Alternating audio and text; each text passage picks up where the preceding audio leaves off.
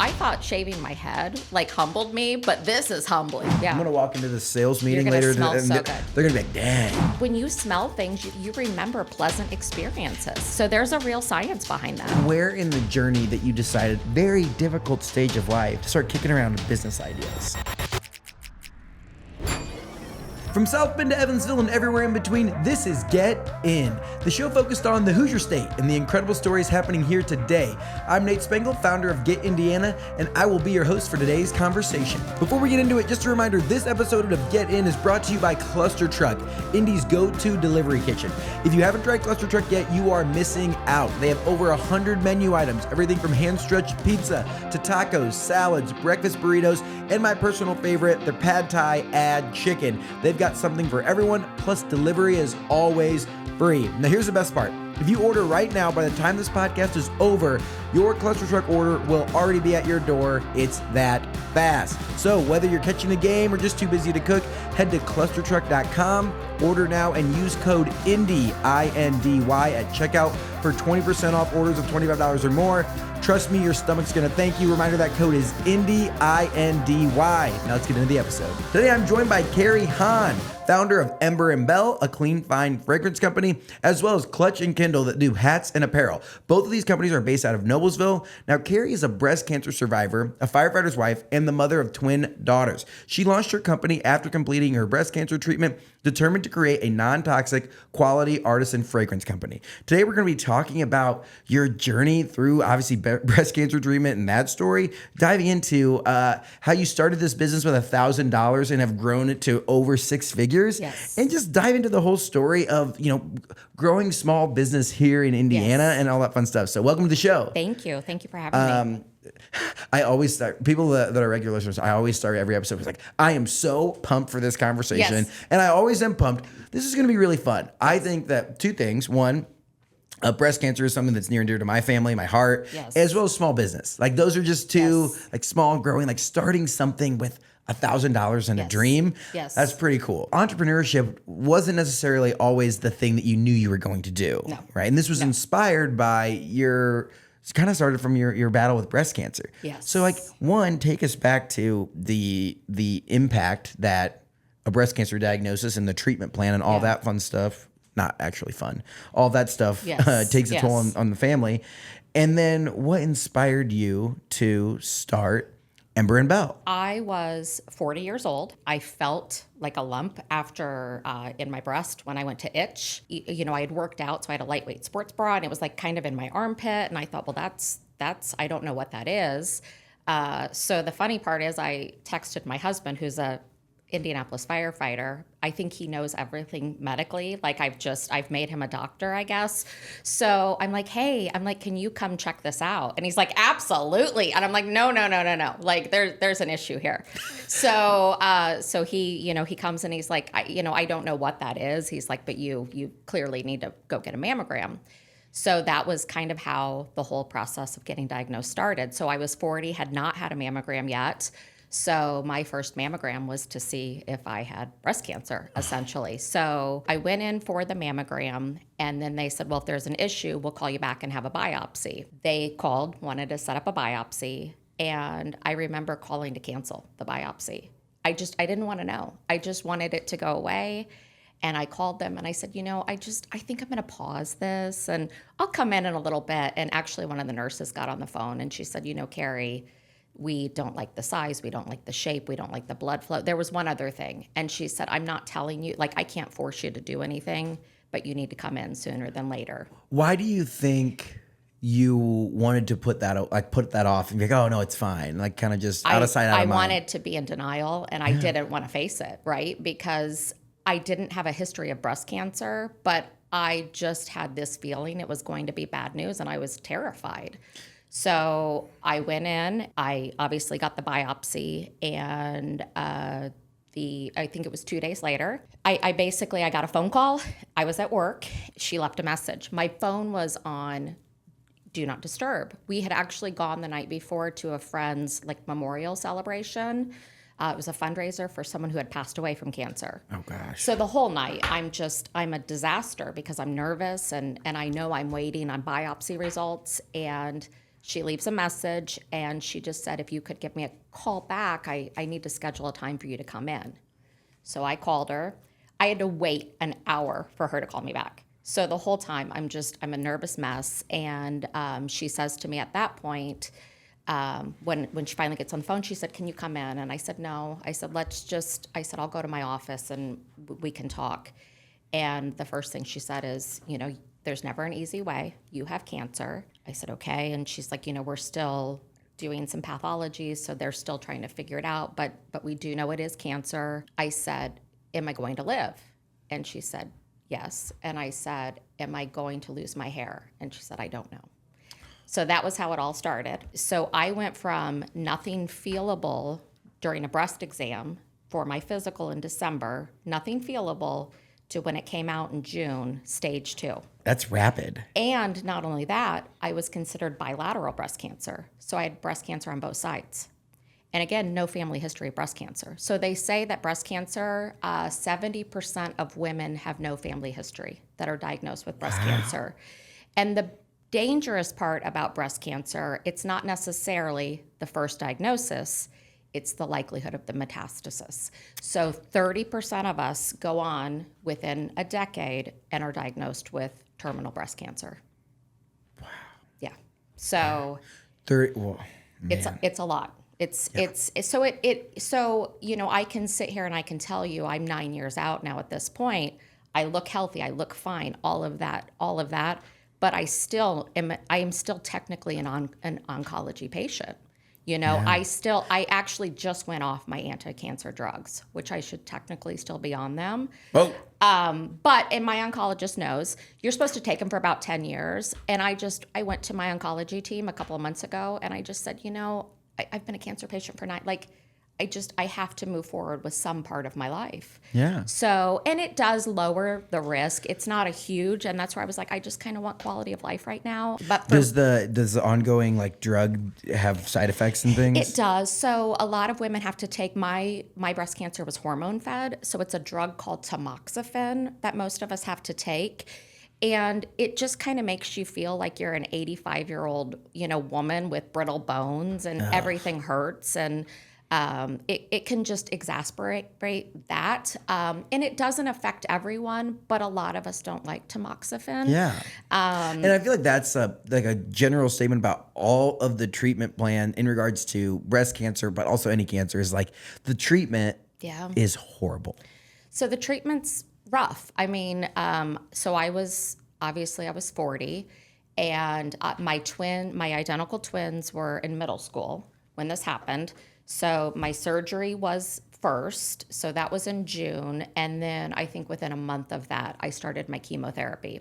So 4 chemotherapy sessions, and they tell you when you start chemo, hey, you're probably going to lose your hair within 10 days. And sure enough, it comes out in clumps, And I remember I had a good friend shave it.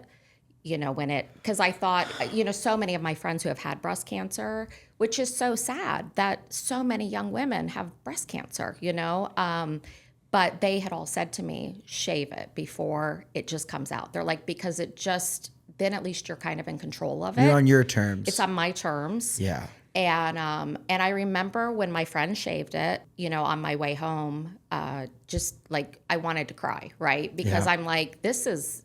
I'm not a really pretty bald person. I mean, I can tell you that. I'm not looking my best, but you shave it, and I just remember I thought I'm gonna cry one tear. That's it, because I thought I can't stay in this, because if I stay in this, I've got to prepare for all of what I'm getting ready to go through, and I can't have my moment. Yeah, that was one of my mom's maybe the least favorite part. And then you think about all the other horrible stuff that comes along with breast cancer, but I just remember the losing her hair and the shaving it and doing that whole thing was the hardest emotional piece. It is. It just because again, I mean, you don't realize as a female how much of your identity your hair is. I was thinking, like, and that's not to, like, some people are like, oh, it doesn't matter. But, like, she just, like, her time was, like, she would go to her hairdresser and, like, get that done, and a new color or some highlight or whatever the thing was. Right. And it was just, like, a part of how it made her feel pretty and this whole thing. And I just remember, and I was like a sophomore in high school first time, and I'm like, I don't care. I'm like the worst ever. Looking back now, I'm like, oh, that was terrible. Well, but like, no, but it wasn't. But it's like now, I'm like, I was like, why are we like? There's way worse things than losing your hair. Like that's what's going through my head. But for her, it was so important to her, and it was the large. You said like your identity. You cry your singular tear, and then that's a good mindset to have. Yeah. Because I think another piece of it is, when there's this stuff that's just kind of out of your control. Right. Like, it's not like you can just go and run 50 miles and it's going to be gone. It's a combat happening inside of your body. Right. So talk to me about the mental state that you were in. It was very, very difficult. And, in addition to, I'm fighting breast cancer. My daughters are in middle school, which is a hard time, right? For anyone, right? It's just, it's an awkward time, right? Middle school. So for young girls, like, it just was an awkward time, but they were so supportive, the twins. And I remember being so fearful. Because middle school kids are mean too. They like, can be. Just in general, relative blanket statement is that time, because everyone's kind of insecure about themselves and insecure about, and so they're like, just yapping all the time. Well, I remember like one day they were talking about, there was another mom in the next neighborhood over that had breast cancer. And they were talking about like some kid on the bus, like was making fun of people with cancer or something. And, again, I am like fight or flight mode. And I looked at the girls and I said, do you want me to get on that bus? And I will pull him off the bus and I will have a conversation with him. And my girls were like, no, Mama. It's okay. But I mean, I was like Mama Bear right then. Yeah. And I just had that. And they're like, oh my gosh, our mother is a little bit unhinged. She's going to get on that bus for sure. But, kids can be mean. And that's where I was just worried again. Like, what are they going to hear on the bus? Are they going to hear that I'm going to die? Like, what are they hearing? What are they being fed? And that was the first thing, as I said, I'm not dying first and foremost. And I said, whatever questions you have, like, I will answer anything. And Matt and I were so concerned. My husband was actually on the back of a ladder downtown Indianapolis as a firefighter when I told him the news. So, when the doctor called me, I then said, can you call Matt? So he's on the back of an engine, comes home. So we talk when he's on the back, like legitimately, on the phone, and she's like, "Your wife has cancer." But again, I was like, someone needs to tell him, and I'm too emotional to tell him, so I made my doctor tell him. Anyway, so that's where, like, when we both got home, we hatched a plan. Like, how do we tell the girls? What do we say? And that's where we had this whole spiel. Like, I'm not gonna die. It's gonna be fine.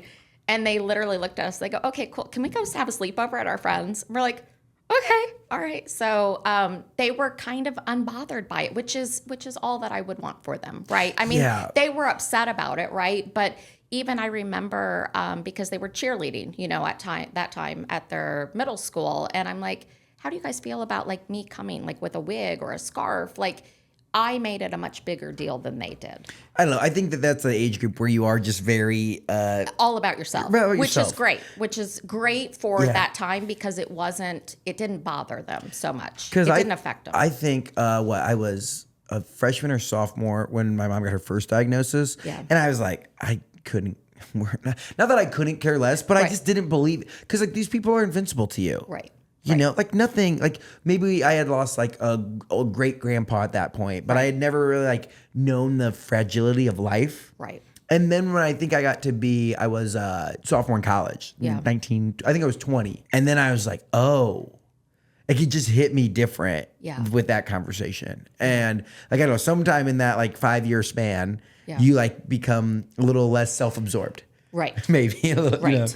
Right. So you go through the treatment process. Yes. And take us through where in the journey that you decided in this very difficult stage of life to start kicking around business ideas. The business, I think like most, it very much happened by accident. So when I would go in for all of those appointments and treatments, I always had fragrance on me and in my purse. and I had essential oils and I had all the things. And it just, like, going in an MRI, I hated it every single time. And I mean, there's sometimes like, I don't take like a Valium or anything, but like at that time, a lot of times I'd be like, give me a Valium, to go in the MRI.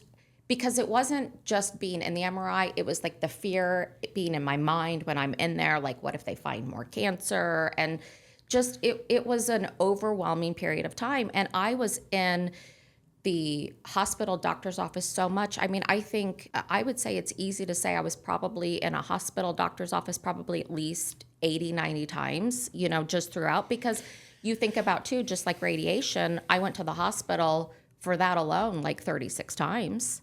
So because Over the course of how long? So radiation you do daily. And for me, it had to be bilateral radiation. It's super easy, and radiation is not necessarily the hard part. You're just really tired by that point. But you go in. Well, and like sometimes like that, doesn't that irritate the skin? Oh, so my skin was like falling off. Yeah. I remember that from and I remember she had like a tattoo. They had like tattoo. Yeah. And she was so upset about that too, because like she's not a tattoo person. You have marks everywhere. Yeah. I mean, you just look like something out of a sci-fi movie, right? At And this point. I don't think people, unless you've like seen someone very close to you go through it, right there next to it level, like I don't know if they totally understand the intricacies that go into that. It's a lot. I mean, it's the mental aspect, it's the physical aspect, it's the life is still going on. I've still got to pay bill. Like it's all of it. And then at that time, I didn't quite know, but that was when my husband was in full addiction with alcohol. So I have that. So there were just some odd behaviors that I'm starting to notice from him at that time. And he did eventually get sober, but That's a lot going on at one point. oh, it was a lot. It was a lot. So I think for me, like fragrance, just my degree had been in art therapy. That's what I went to school for. So, All right. and I loved like the potter's wheel. I love ceramics. And, again, I don't have a potter's wheel in my house. So I think for me, I needed something to stay busy and keep my mind off of stuff. So I was like going to Whole Foods all the time and, all of the bougie groceries. And I was trying to live a cleaner lifestyle as I was going through breast cancer. And I just kind of found that like fragrance or just playing or staying busy, keeping my mind busy. It started with candles is really what I first started with, which I don't even make candles anymore. But you started by making a candle. What was the scent? What did you want? So I did like a citrus fragrance. Okay. So my girls love a fragrance from Anthropology. So my first initial investment was like $1,000 into fragrance and soy wax and just all of the things. So instead of buying a $30 candle, I spent $1,000 to make, my first couple. Heck yeah, that's a good investment there. But it's at that point, it's kind of like a therapeutic. Like you know what? It was. And so, at first I was, making rollerball perfumes and I was making candles. I was making them on my stovetop. I'm YouTubing, carrying fragrance around in my purse, honestly, during treatment. But as I would say probably within 6 months of finishing treatment, I just mentally was not in a great place. I was riddled with anxiety, so much anxiety, so fearful of the cancer coming back. And, I remember going into one of my follow-up appointments and they're like, we actually call this the cliff because survivors just kind of, that's when I processed the cancer and everything I'd been through, where I think during treatment, it all stayed inside. I kept it just bubbled in and it was fine. But I think then the reality hit me that this is kind of my life now. I'm going to be a cancer patient. I have all these scans.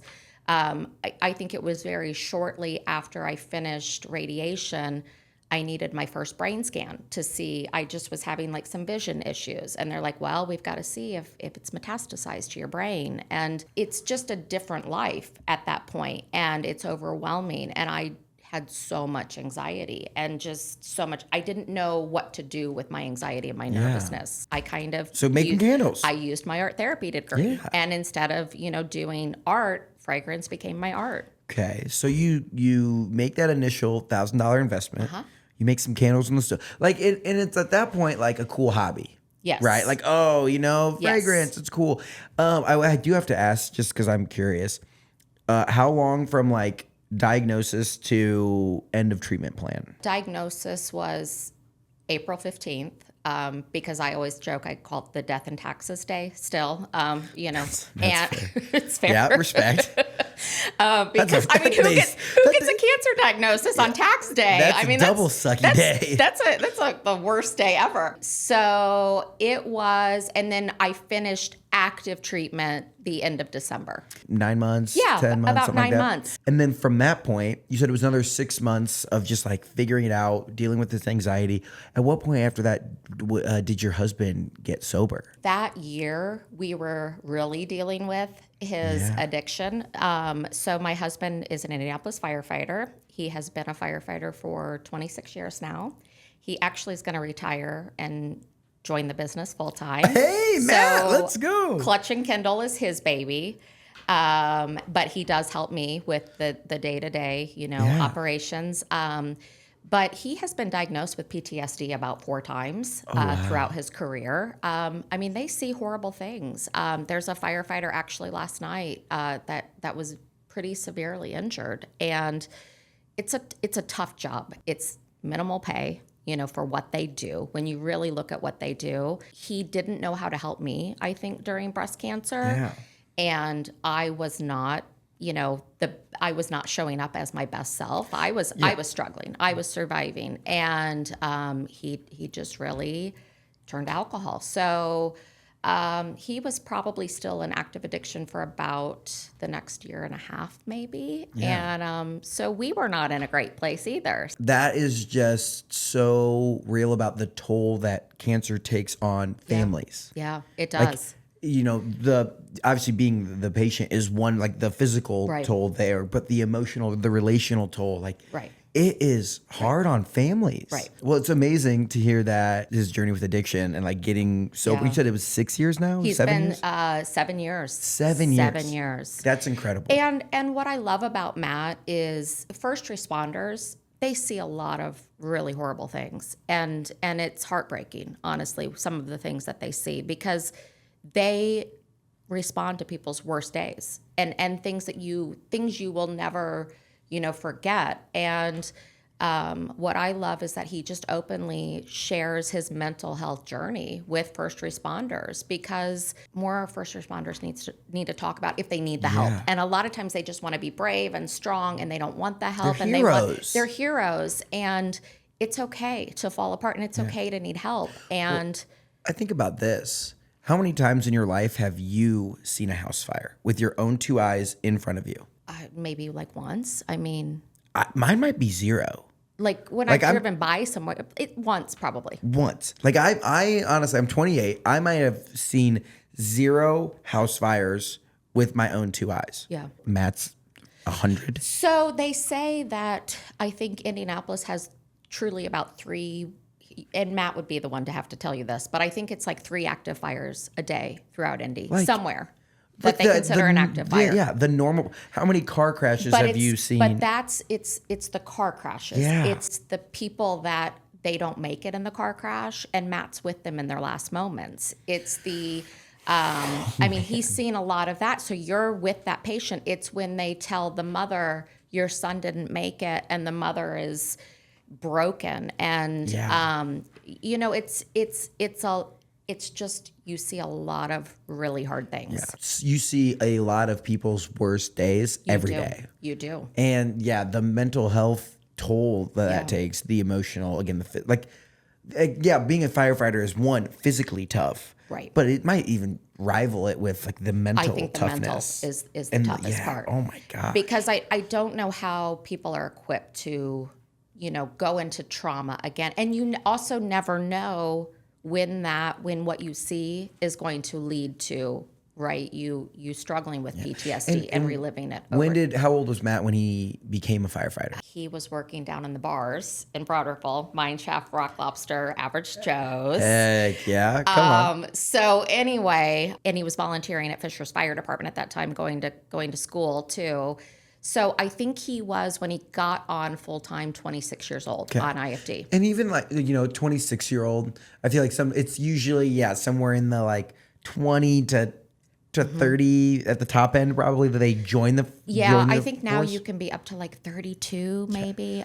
It's like when you're young, testosterone full, like you want to be a hero and run into burning buildings. But then by the time you get to be, late 30s, you have kids and a family and all these. It's like, it's just, it is who you are at 38, 40 is different than who you are at 22. And you're just like, I want to go be the hero and run into all these things. And then you've seen all the things for a decade. Right. Yeah. Yeah. Oh, man. Yeah. It definitely, it starts to just take its toll. And I think the other thing with first responders that really kind of gets overlooked, especially like a firefighter, you work 24 on and then you work 48 off. So for 24 hours, you might be up the entire night. And then guess what? You have to then go. I mean, Matt can tell you plenty of times where he was at work the night before, maybe someone passed away. So just maybe saw something terrible. And then the next day it's a holiday. So he has to be on and happy because he's with his family. But he's like, seriously, you guys are, complaining about an appetite. It just, it's really hard to juggle that. Yeah. It's like, let's say you go from being on 24 hours, you see some, crazy things. And it's like, now we have a dance recital or a football game. And like, your kids are upset because they lost the football game or the basketball game or whatever. And you're like, in your head, you have to like, that's normal life. Like in normal life, like people can be upset because they don't win the football game. The stupid things I've called him about, and I'm like, I'm so upset. And he's like, why? And I'm like, I don't know, the air conditioner's not working, And he's like, seriously, I just saw something terrible. Yeah, so that's hard. It's hard, right? Because you don't sleep, when you are on shift. And again, 26 years of that, it starts to, it's hard. I love exploring some like the side conversations sometimes and like those things. Because obviously, as we get more into it, there is a huge connection between your guys' business and your connection to first responders and mental health that we're going to get into. Yes. What we need to know is, how do you go from $1,000 candle set, kind of playing around art therapy to building a business? The first few years, it really was a hobby. I was doing markets. I think that first year I gifted things, to people. It's like one of those classic birthday, Christmas, whatever. Like, oh yeah, we're going to get a candle, they're like, get some fragrance. Oh, they're still getting, everyone's still like, I'm going to get, but now people want it. But back then I couldn't give it away, right? Like, so I remember, doing some of my first markets. What was your first market? Hamilton County Fairgrounds. I don't remember what the booth rent was. Let's say $300. I think I sold $70. Yikes. Yeah. And my table was atrocious. Like, I just look at it, right? And it just like looked like I just threw a bunch of crap, right? Like, because I didn't know what I was doing. So, and during the time when you start to like go out and do market, like that's when I think it becomes like a little bit from like hobby to side hustle. Oh, yeah. So you start to have the side hustle. Yeah. Like, what are your friends? What are people saying? Like, oh, you're going to go lose $200 more by paying your booth fee and not selling anything? Yeah, pretty much. Well, so I will tell you one of my worst markets. I went to, it was juried. So that means you have to be accepted. You have to apply. There was a market it was like a Cincinnati Museum of Art or something. Well, I get the market. It's like, again, $300-$400 to be a part of the market. Well, then I don't realize I have to get a hotel downtown Cincinnati. I hadn't thought about that. Well, that hotel that night was like $350, something like that. And I'm like, oh God, because I'm like, this was a night market. So I'm not going to drive back to Indy, at 11:30 at night. So now you're like 700 pushing meals. You might be 800 pushing $1,000 in the hole. So then my daughter goes with me. I will never forget. And I don't know why. I had to leave her like in an alley, and it was not great for just a few minutes, like for just a minute. There were other vendors, but I remember the guilt I felt. And I was like, I met like a nice vendor, like a mom. And I'm like, can I just a minute? And she's like, yes. And we both have our cell phone. I am freaking out though that I have to leave, right? My daughter is like 14, 15 at this time. And I'm just horrified. So we do the market. I sold $60. So stop. Like no, what? No, and like what was? It was like the worst day. Like no one came to the market. Okay. So it wasn't just like me, right? It wasn't like you had bad presentation. It was like, no, it just wasn't. This market was a flop. And Then I remember like the next day, I wanted to cry, right, the whole way home. But my daughter's with me, and I'm like, I got to be brave and strong. Yeah, like, and I'm like, but I don't want, like, I'm like singing like, like some like brave and strong like Disney song to myself like the whole way. Roar by Katy Right. Perry's going on, right? It's For just sure. awful. And the minute I get home, I'm like, ooh, I just cry for days because I had to leave my daughter in an alley and I made no money and it was awful. But not only did you not make money, you lost. Oh, I lost a lot of big time. For like a small business too, like going in the whole $750 is big time. I had another market that was at Clay Terrace that was outdoors. Again, $200 in a vendor fee. I didn't sell a single thing that day. Like no one came to this market. I mean, none of the. And these are the things that a lot of like small businesses, one, maybe don't talk about, or two, that like end them. Like some people would go to one of those, no one buys their stuff, and they're like, yeah, I'm done. I was too stupid, right? I was like, I just got to keep going. Like, but I mean, the humility, I was like, I thought shaving my head like humbled me, but this is humbling. Like this hustle this is brutal, but I have money in this. And what am I going to do? So where did you catch that first big break? When COVID happened. Oh, how long at that point had this been going on? So a couple of years that there were probably, Matt knows of at least 2 times I threw everything in the trash after markets and went to bed and cried. And he got it out of the trash at least 2 times because it is brutal. So, I mean, I'm starting to get some momentum. I'm starting to get some boutiques, but it's a side hustle at this point. So yeah, when this is 2017, 2018, 2019. Yeah. So then when COVID hits, I had just invested in the website and it actually was starting to I was starting to get a following. How many orders a week or a day at that point? Not a substantial amount, maybe clearing 20, 30,000 a year, maybe for a side hustle. Yeah. I mean, not a huge amount. And but at that point, are your friends like, oh, that's a cute like side hustle. That's like fun. Yeah, and it was, but I wanted it to be more, and I knew that. At this point, I knew I wanted to make it a business. So at this point, I'm working part-time for a hospital foundation, and I love that because we're raising money for an infusion center in Noblesville. I love that, and I thought, well, maybe I want to be a director, and give back to cancer in this way, and I loved the work that we did, but I just thought, no, this hits too close to home. And I thought I really love the creativity that I get to be my own boss. And it was right before COVID. Matt just goes, you know what? Just go full time with it. And I thought, okay. So I thought, we haven't really made a salary off this what's it matter at this point? So yeah, it's okay. I mean, okay. So we decide, and financially we were not in a position that we should have ever done this business, but I really wanted it. And Matt knew that it was helping me so much mentally to just stay busy and active and blending and playing. And when I had anxiety, I would just go blend and play. And hey, Hoosiers, let me tell you about Keller & Keller, a respected Indiana-based law firm that's here for all of us, from Evansville up to South Bend. They've been serving Hoosiers since 1936, and they really know what it means to fight for the community. These guys have recovered over $1 billion for their clients. Yes, that's billion with a B. That's a serious track record of getting results. And here's something that should really make your wallet feel good. They have a 0-fee guarantee. That means you don't pay a dime unless they win your case. Talk about peace of mind when you're hiring a lawyer. So if you've been injured here in the Hoosier State, don't hesitate to call 1-800-2-KELLER to get the support and guidance you need. They mean business. Now let's get back into the episode. The idea of adults playing. yeah.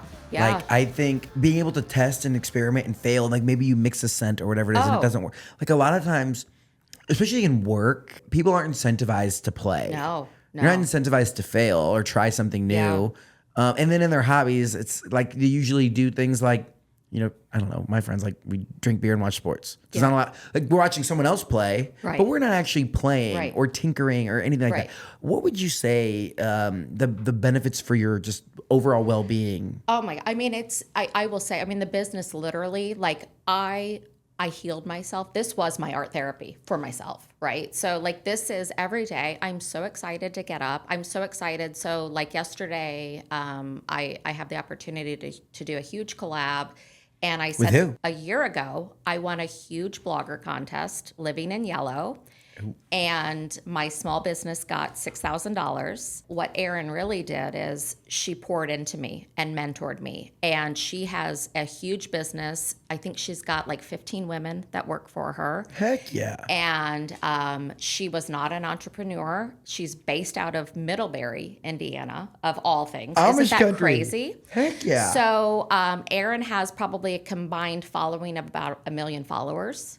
Owner of Shop Living in Yellow. Yeah, so she's Shop Living in Yellow, and then she's also the blog, which is Living in Yellow. Yeah, and what's her whole shtick? So she was one of the early influencers, and I think what people love about Erin is that she is the real deal. She pours into women, she pours into her community, and she's just a real person, and that comes across. Does this funded by Yellow? She doesn't. She got nothing out of it. And they just poured into us like crazy.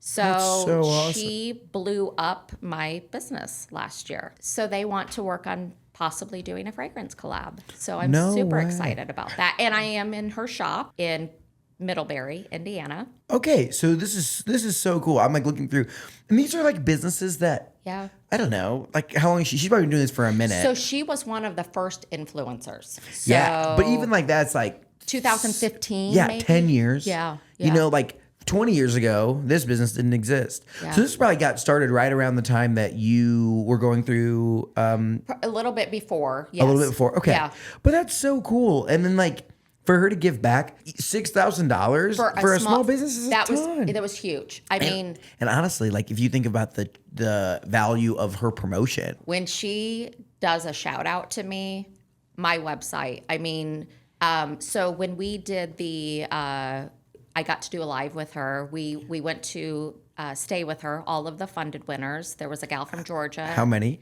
There were 3 of us total. That's so cool. And the whole weekend, I mean, these women poured into us the whole weekend. I felt like I was on this like amazing retreat, but it was like, it was just for small business owners, them just pouring into us, helping make our businesses better. We did a live on her Facebook page during the weekend. I mean, I think I came home to 200 web orders just from the live. No way. Yeah, it's so cool. That was when did you get linked up with her? So during COVID, I started doing farmers markets, and I got very good during COVID. And that was when I really learned. What made it good? I mean, I was terrified, right, when COVID hit, because I'm like, how am I going to sell fragrance? Like, this is crazy. Everyone's got a mask on. But I think me being out every single weekend, talking to the community, I am from Noblesville originally, so I'm also kind of on home turf. Did you see the video we put out with the mayor? I just did. Yeah. So I want to know, have you bought in Noblesville yet? I'm currently assessing my offers. Like I'm getting courted by many different suburbs. Yeah. I don't know if I'm a suburb guy, but Noblesville, they put on a good show. So Sue Finkham of Carmel, I'd like to see your Mayor Fadness from Fishers. Maybe you get in the mix too. But I'm keeping my options open. But Noblesville did put on a good show. I think Noblesville is such a special town. Yeah. But that's where I'm from. And you know, when COVID hit, I was like, that was the one place I could get into was their farmers market. So I did the farmers market there for 3 years. And you said you got good at it. How do you get good at a farmers market? I think you get good because people are coming up, they're smelling things actively. So I know I know if people like it or not right away. So there's that you can just, you know, you're with a live audience. Yeah, you're getting like product feedback a little bit there. You're getting feedback right then and there. So you know, so if it was good, I'm like, okay. Would you like write that down or something? Like, oh yeah. You know, I'm okay, like, this is good. This one, not good. Yeah, and then it was funny because a lot of times Matt and I would battle because he would have his hat and I'd have my fragrance and we'd see who could outsell the other, right? And a lot of times he would at the farmer's market. I mean, the hats are so cool that we make. Yeah. So, well, okay, where did these come into the mix? So those came into the mix about 4 or 5 years ago. A friend of mine does repurposing, Lisa Underwood. She takes vintage designer handbags and cuts them apart. So, and repurposes them and puts the Louis Vuitton, the Gucci on other things. So she designed the first ever fire hose patch hat. That is fire hose. So she brought it to us, and at first we were like, huh. And you know, Matt hand paints those. We have paused the hand painted right now. We are still doing like the American flag with the fire hose. We still have like a shamrock with the fire hose, but those hand painted, they're a lot of work. But we rolled out all of that about 4 years ago. Heck yeah. So for those that are checking out the YouTubers, see it online. So this right here is a fire hose. It's fire hose. That's repurposed into hats. Yes. So what happens is after a fire, they go through, they test fire hose, and if they have to get rid of it, they're going to take it to a landfill. So we started basically taking it and repurposing it. So I have a gal locally that cuts the fire hose for us on a laser cutter. And then Lisa sews all of the patches on for us. Incredible. And then we give back to first responder and mental health. So Amazing. So as you guys were growing, yes, right, doing the farmers markets, where did the brands kind of like split? Especially living in yellow. So last year, Indianapolis Monthly did a feature on us in August. And then the end of the year, they reached out and we were named Best Local Fragrance by Indianapolis Monthly and we were on the cover for their group photo shoot, which was super cool. But at that point, I'm like, okay, I really have a business, right? And it's been a business for a few years, but...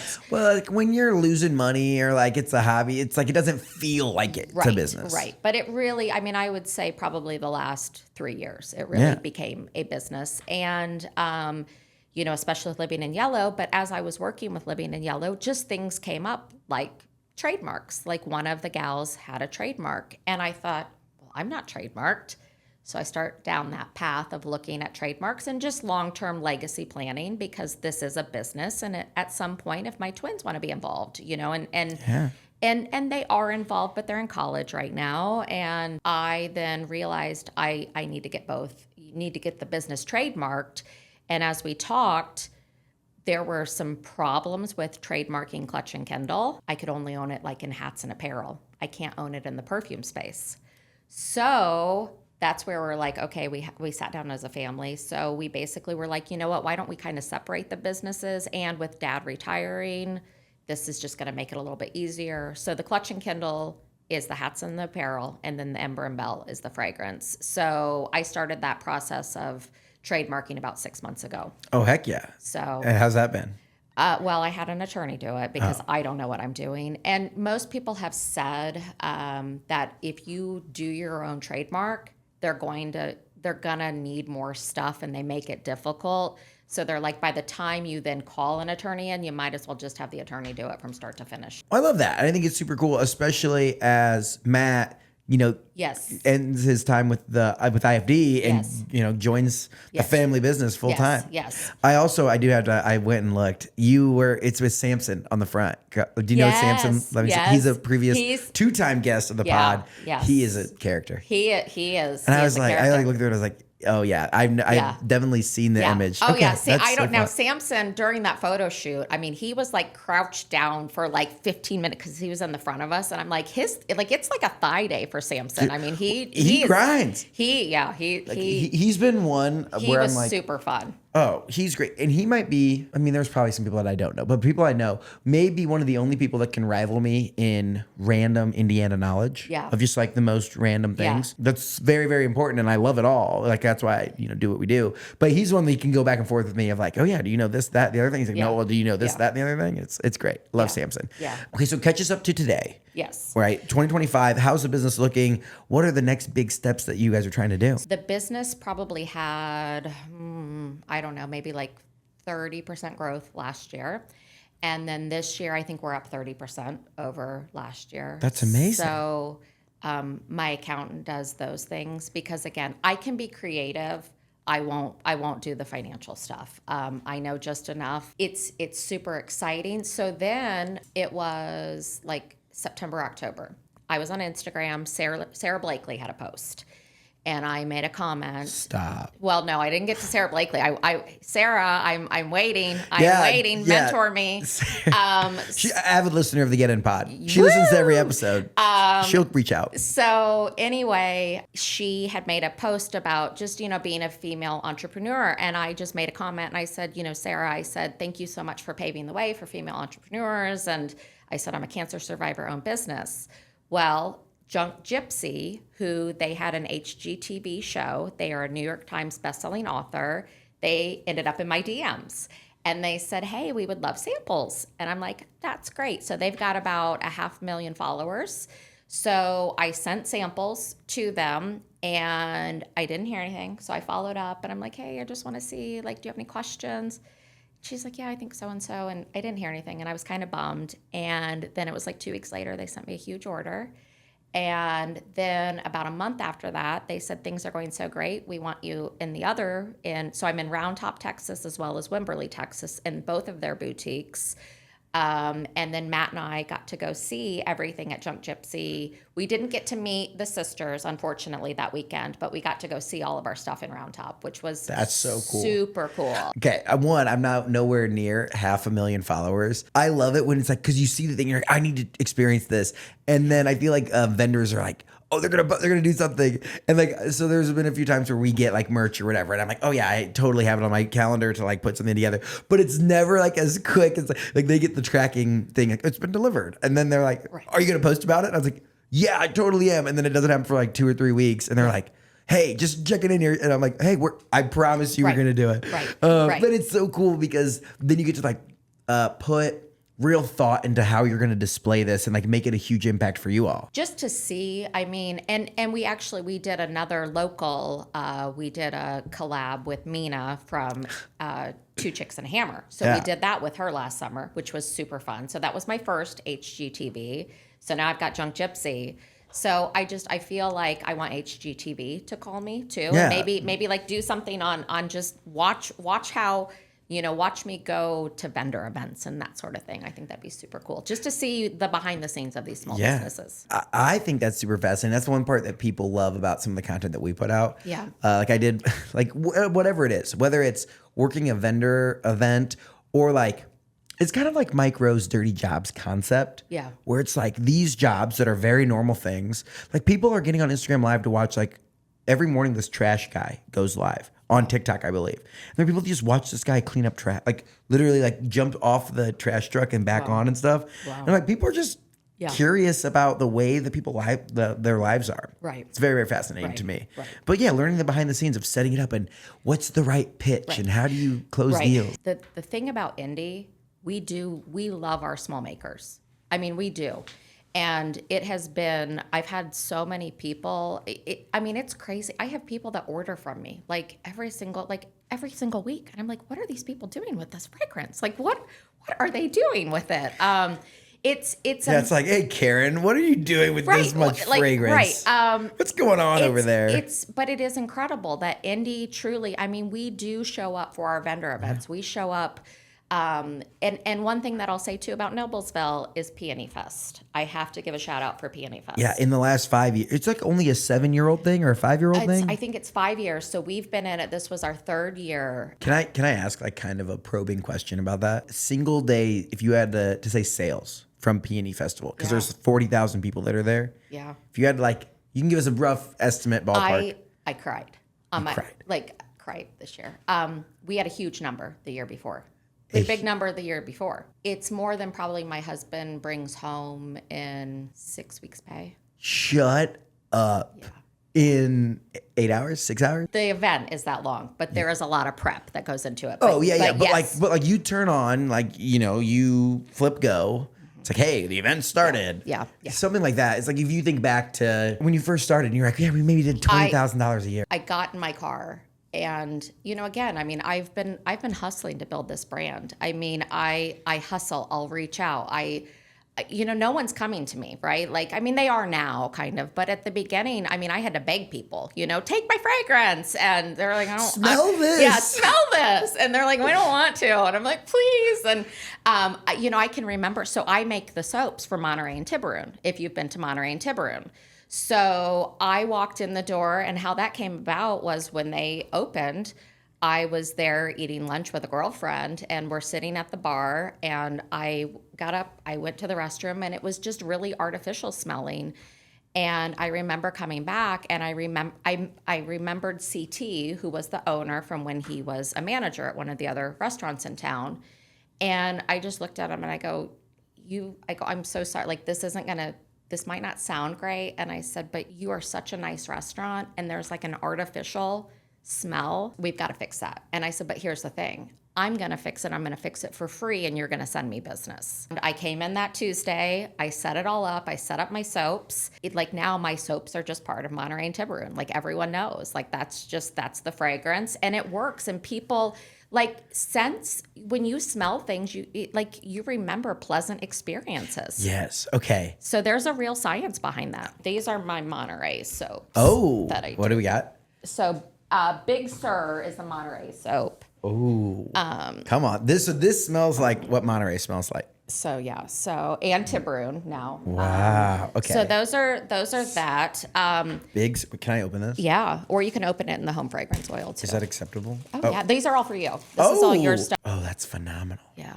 Okay, because I do want to talk about all the different goodies that you brought. I will say, I just had Jemai Ozdemir on the podcast. He opened Oswell Fitness. Okay. The fancy gym in Carmel. Yeah.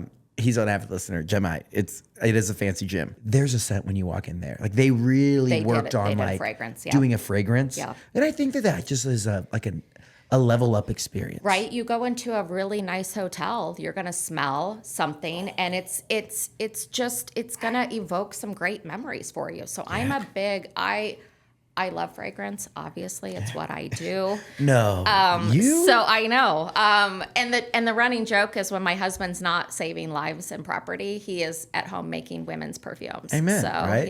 That's well, talk to me, because there is a whole point of the brand that is about being a clean fragrance. Yeah. So when I was in breast cancer treatment, I had never done this before. I was going to Saks and I was buying like $60 candles, because I am like, I have breast cancer. I'm going to buy myself a $60 candle. I've never bought one before, but I'm going to now. So I'm surrounded with all these really expensive candles thinking, this is so healthy. This is so great. Well, it doesn't, just because you're spending a lot of money, it doesn't mean that there's good ingredients in them. So what I really learned is about the phthalates, which are in fragrances, hormone disruptors. There can be a lot of bad things. And not only that, when you have candles that were not soy wax, you can still do fragrance. I just opt to do things that are as clean as possible so that I don't have headaches, I don't have migraines.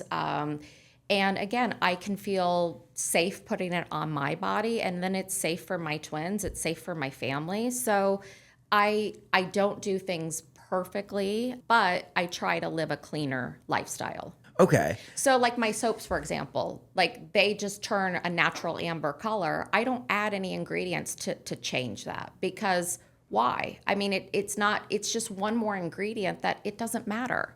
As long as the soap smells amazing, who cares? Yeah. So, but that's where I want it to be as clean and as natural as it can possibly be, and minimal, ingredients, and just really transparent ingredients, and just everything as clean and as luxurious at a great price point so that everyone can afford it. 28-year-old guy. I'm not necessarily thinking about fragrances and clean fragrance as much as I could be, you know. But it's cool to learn the story and learn about the different, you talked about what? Phthalates and hormone disruptors. There we go. So again, as a breast cancer survivor, I just want to make sure that everything that's in my space, that's on my body, that it's as clean as I can possibly get it. So again, I don't do everything perfectly. I still eat sugar. I mean, you make some lifestyle changes. And this was one thing that, again, if I'm going to put it all on my body, I just wanted to make sure it was safe for me and it's safe for my kids. So how many different product options do you have? What I do is I do the soaps, the refillable soaps only now. I used to do, so again, like with a business, COVID, like all the plastic, it just became really difficult during COVID. The prices kept going up. So that's why I just started doing a refill online. So I have the soaps. I'm known for those. When you say a refill. So that's like a refill bottle that you would put into one of these things? Into one of those things. Yes. Okay. Yeah. Because this is like that's like a glass refillable bottle. So you would reuse it over and over. Yeah. Yes. Okay. So I do the soaps. I do body oils. I do rollerball perfumes and cologne. I do car diffusers, which are also for a closet if you don't want to put in your car. The home fragrance oils, which is just the little oil right there. I do room sprays. What is like the number one selling thing? So My number one selling thing are my roller balls. The roller balls. So, and the boho is my top seller, but it's been with me the longest. Got you. So that I created and brought out my first roller ball, I think like 6 years ago. And like, how much has the like presentation and everything like leveled up over the years? Everything. Because like this is a really nice. Well, like that I don't sell, but I have the link to it on my website. Okay. But that's where, and again, like, so the soaps, but like these are all of my roller balls. So like the I don't even know what's a roller ball. So that's like a cologne. Oh. So what you'll do, so that's one of my men's scents. That's the Santal Blue. Is you take it and you're gonna put it like on a pulse point, and then you're gonna dab it. Okay. Okay. And then you can like put it on your neck. Oh. So I'm a girl, I have long hair. I'm going to put it on the ends of my hair. Yeah. I'm gonna walk into the sales meeting gonna later, smell and so good. they're gonna be like, "Dang, You're going to smell so good.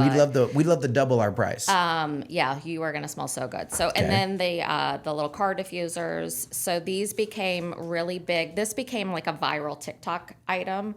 And it's really funny because when people see that other people make cards, they're like, Carrie, they're copy. I'm like, everyone makes it's just Wait, mine. but the one you created was like the first viral. No. Mine was. I wish. I cool. wish it was, but no. But the just car diffusers in general. So you take the little cap off and then you put it on. So it's right now you can't smell it, and then the fragrance comes up. So then when you're driving, like especially if you start going crazy in your car, it's gonna really fragrance. Oh, because then it it's gonna hang. it diffuses more out there. It's like woo.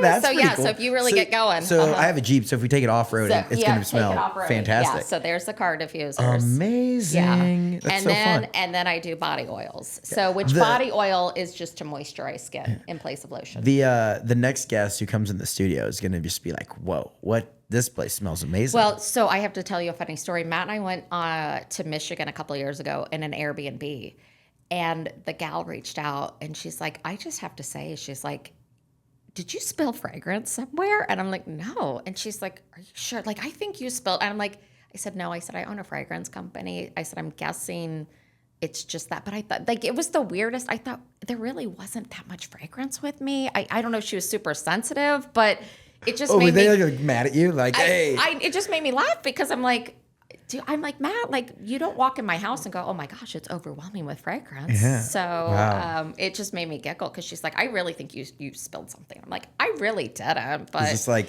hey, this is the like. But by the way, if you want me to, yeah, if you want to go to my website.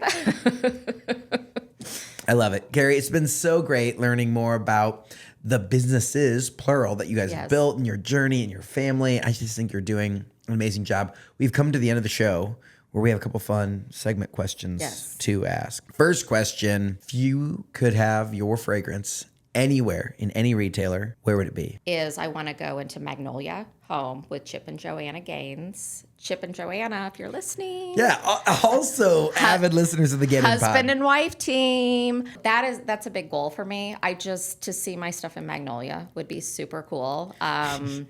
You know what you do? You take a Sarah Blakely approach. Maybe you just go in there and just start reorganizing. I keep sending them samples, and no one's getting back to me. No response at all. But you know what? It's going to happen. It's going to happen. Absolutely. So that's my big goal, and especially after they hear this episode. Obviously, are they calling you right now? Well, we're not live, but when we post it, it'll go live. Yes, perfect. That's okay. That's a good one. Another piece that you do is sometimes you'll send out handwritten notes with orders. Yes. What was like the most recent handwritten note that you sent out to a customer? Well, my notes are kind of like, thank you so much. I'm so excited, that you're supporting us now. My husband, though, he is known for having very good penmanship, and he will write like paragraphs to people. It's really cute. So he gets really into it. I'm like, my handwriting's messy. I have ADHD. I don't want to sit and write that long. Whereas Matt will just great penmanship. He has great penmanship. And but again, I mean, every single order still to this day, I'm grateful, right? Like, people are spending their hard-earned money with us. Yeah. So it's incredible. Absolutely. Has there ever been a time you've experimented with a scent and it did not go the way you hoped? All the time. What was like the most recent one? I would say I probably do about 50 blends before I really release a good one. Wow. Okay, I didn't But know I'm very critical of it. So, and then my twins also chime in on it, and they kind of help me. We kind of we kind of see like what fragrances are trending and what notes and that sort of thing. But I've made some doozies. I'm not going to lie. I have made some doozies, and like I'll think, oh, maybe that's good. But sometimes too, I go nose blind when I'm creating. Yeah. And then the next day I'll smell it and I'm like, that is, wow. Not good. Ooh. That's funny. What's a scent that reminds you of Indiana? I used to have a home fragrance scent called Indiana Nights, which had cardamom. I know it had some musk to it. Notes of pork tenderloin. Yes, that's exactly. Notes of like the Speedway, like burnt rubber. It would have to be burnt rubber, right? So I don't know if you had to make one, how would you make a scent that was like another one? If you released like, I would probably do something that would be like another fragrance for like a Indiana summer night, right? Like, cause that's just, I don't know, there's like a special smell to that, maybe like some grass seed in it. So Noblesville, you grew up there. Like Noblesville was not what it is today. So back when Noblesville was like out in farm country. Right. The other hat, Deer Creek, when it was Deer Creek. Back when Deer Creek days. Like I'm from a small town in northern Indiana. Yeah. So like the Indiana scent to me actually wouldn't be burnt rubber. It would be like when they're harvesting up in like farm country in northern Indiana. Right. There's just a scent about it. There's that a I'm scent. like, And that's where like I grew up on the lake in Noblesville. So again, like and Noblesville it's a hidden gem. I mean, for sure. So, but I think anything that's like a little bit, just very like reminds me of the lake and being outside and just fireflies and just all of the things that Indiana has to offer. a large listener base is, men. Yes. And if men were going to find something from Clutch and Kindle or Ember and Belle, Yeah. what scent, what thing do they need to buy for their significant other? Santal Smoke is my men's, which that's Santal Blue. So this would be that's like a buy lighter for version. you, That buy would for be yourself. Buy for you. But what am I getting? So, but if you're gonna buy for your like wife, your girlfriend, Not an Angel is a new one that I just did. I think it is my best fragrance I've ever blended. Not an Angel. Yeah, and I love the name of it, right? So it is vanilla, lavender. It is Vanilla, pink pepper, jasmine, lily, lavender, cacao, and ginger. Yes. Yeah, that's a good one. Ooh. That's a really good one. So, and I always say too, like my fragrances are like personal space fragrances. So you're not going to offend anyone. So, I mean, like my fragrance is going to kind of project around me. It's not going to unless, of course, you're at an unless Airbnb. You're in an Airbnb, which Michigan. didn't even happen. But anyway, so again, it's going to kind of be like a close, sexy date night. So Ooh. I love that. So go on, there we go. Yeah, so I love that. I love that one. Love is one that's really fun. It's cognac and pralines, really spicy. Oh, so that's a great evening fragrance too. Evening fragrance for sure. Oh, I'm starting to like. Yeah, I'm not. I don't have a great sense of smell. After dark. Oh, all right. You use that. Musk. What is musk? So musk is just going to be kind of a little bit manly, masculine, just kind of. Oh, I love it. That's a good one. I love musk. So you're going to find musk notes in a lot of men's fragrances. Yeah. Boho. This is the one that you said is your big one. Yes. Pistachio, vanilla, and salted caramel. Yeah. Smell like a treat. That's a good one. Ooh, that just smells friendly. Like it's just like they're just, I don't know. I play. I mean, that's what that's the whole thing. I say that I am a Make-A-Wish. I'm a Make-A-Wish cancer kid, right? Like this is my Make-A-Wish and I did it, right? So like, how cool is that? And my husband, fun. I mean, my husband obviously. Yeah. So, well, hey, it's been incredible learning about your journey. We have come to the portion of the show where we ask the same 3 questions to everyone who comes on. So first question for you. What is something the world needs to know about Indiana? Indiana is a great place to live. Great people, welcoming people. It's unlike any place I've ever been. It has a little bit of everything. You can go to the country, you can be in the city. It really is a special place. And I've traveled a lot of other places. It's unlike any other place with hospitality. Amen. All right, this is your chance to share the mic, to spread the love to someone else or something else that we need to know about that's not getting enough love. So what is a hidden gem in Indiana? There is kind of this NA movement happening, right? Like, so alcohol free. I am loving like Orangely is the gals out of, they have a shop in Broad Ripple now. They're in Carmel. What's that? So it's an alcohol free store. ORA Orangely. Orange. They've just they had to do a rebranding, a trademark. Co-founder of Lauren's Alcohol It Free. was Lawrence Alcohol Free. Now it's like the Orangely or whatever. Oh, but I just think, again, for people like my husband that aren't drinking, I think the alcohol free movement's pretty cool in Indy. Yeah. And I did give up alcohol too. Really? Along with my husband. I just decided to give it up because I'm like, the older I get, and again, like it's not great for us, for our health. Okay, Orangely. Orangely. Yeah. Yes. ORANGILY. Yes. They are ready to drink non-alcoholic cocktails. Yes. And they also have now some CBD as well as some low THC, which is legal in the state. Yeah. Beer, wine, spirit, ready to go drinks. Wow, there you have it. But it's just kind of a cool movement. Yeah, this is super cool. And woman owned. And woman owned. Yeah. Come on. Sparkling white wines. Yeah. Beers. Yeah. Holy smokes. Tequila and mezcal alternatives. Yes. Okay, and where's their shop? So they have a new shop where Lux and Ivy was at, down off right next to Mama Corolla's. Yeah. They have a shop that they just opened there. That's their second or third shop. Yep. Shop. East Carmel, South Broad Ripple, and Village of West Clay. I love that. That's a good shout out. Hidden gem. Yeah. Orangely. Yeah. Yeah. Finally, now you get to share some more love with a person. Yes. Someone that, again, this is how we find out new recommendations for guests or people that need to be on our radar. So who is a Hoosier that we need to keep on our radar? Someone who's doing big things. Jen, I think it's Wiese, Wiese, Be Free Gluten Warrior Mix. She is a granola brand. So again, like me, she kind of has a purpose-driven business. Her son was autistic. So she came up with a clean granola line. She's in Costco. She's built a national brand From based out of Noblesville. Noblesville. Be Free Gluten-Free Bakery. Yeah. Heck yeah. She is one of the coolest people. I love that. Yeah. Founder and owner, at Be Free. Gluten-free snacks. Yeah. She employs people who have autism. I mean, she is the real deal. Super cool. And just did this for her sons. And the Noblesville crew always support each other. I love that. We do. Carrie, thank you so much for coming on, sharing your story. When is Matt's official retirement?